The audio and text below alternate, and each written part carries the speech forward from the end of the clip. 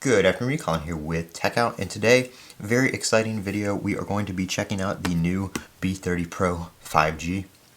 And one reason this is very exciting is this is actually the first phone that has been sent out to the channel for review. So very, very excited about that. Thank you, NUU, for partnering with me to check this out. We're going to go over some of the specs as we unbox this, and I will also be doing a full review video after I've had some time to use the device. So this will be an unboxing, and we'll go ahead and power it up, stuff like that. But this is a 6.7-inch AMOLED display, full HD plus, with the Dimensity 7050 chipset, Wi-Fi 6. Again, it is 5G. 5,000 milliamp hour battery, 256 gigabytes of storage, 12 gigabytes of RAM, which on a phone this price point is very impressive. This comes in at $299, and 30 watt fast charging for that 5,000 milliamp hour battery. Let's see. Excuse me. So taking a look at it here, we have the device itself, which we will put off to the side for a second.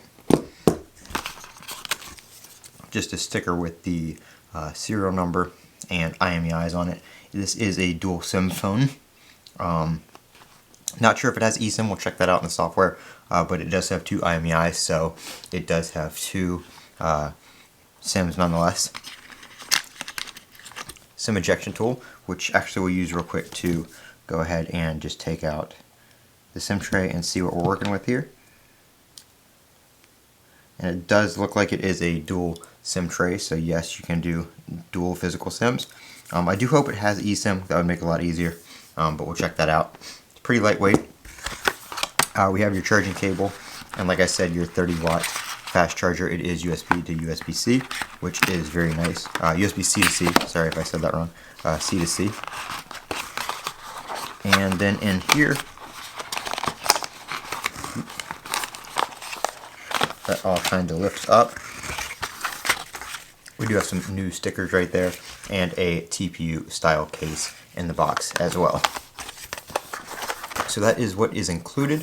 Very nice that they include a case. The phone also does have a pre-installed screen protector on the display. So very nice, nice phone. It reminds me of a OnePlus, one of the earlier OnePluses, probably like the 7 or 8. With just the edges, very nice in the hand, very lightweight, just easy to hold overall. We'll go ahead and power it up here. And right away the screen is very bright. New logo, powered by Android. Go ahead and take this off.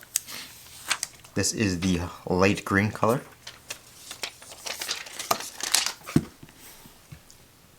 And there you go, powers up very quickly. It is running, I believe, Android 13 out of the box, but it is upgradable to Android 14. Let me go ahead and connect to my Wi-Fi network, run through the setup, and we'll be back. Alright, so here we go. Phone is set up. I did just go ahead and restore it from my backup for my S24 Ultra, just so I didn't have to go through the Play Store and download all the apps and everything again, one by one. So pretty basic Android setup here. Again, it is on Android 13, but it did look like we had an update available. Let's see. We do have an update available. This doesn't look like it's Android 14. I don't know. Maybe it will be updated to Android 14 after this one if I go ahead and install this update. Not too sure. We'll go over that in the review video. But you can see that one's only 38 megabytes, so that's not going to be Android 13 to 14. Unfortunately, this does not have eSIM. It is a dual physical SIM, but no eSIM support. So I will have to go ahead and order a SIM card because I have been using eSIM exclusively. Overall, though, it's very nice for $300. I would say this is definitely a win. Very bright, crisp screen. It is 120 hertz. Fingerprint sensor. Well, I'd have to do the swipe there because it restarted, but fingerprint sensor works very quickly. Only gripe I have about it is kind of low on the screen down here, so kind of awkward when you're holding it. You kind of have to get your thumb down there if you're using your thumb, but other than that, pretty good. It did come with the 3-bar navigation, or 3-button navigation out of the box, but I did go ahead and change that to gestures. Just some stuff right off the bat. Like I said, pretty basic Android. There are some specific UI features and stuff like that. Like if we head into battery here, there is a battery charging animation. I don't know where that went. I saw it in here somewhere though. I think it was actually under display. Yep, right down here. Charging animation, so you can change between 2 different charging animations, whatever one you want. So pretty cool little feature there. Screen refresh rate, 60, 120, or auto. It is set to vivid, which is very colorful. It looks pretty nice. Kind of hard to see on camera. It's a little bit more vibrant in person, but very, very nice display for a $300 phone. Very sure about that. Very nice looking display. So we'll be testing out the camera. We'll be going over all that in the review. But right now I just need to get a SIM in it and test it out for a week or two, and then we'll come back and give you guys a full review on it.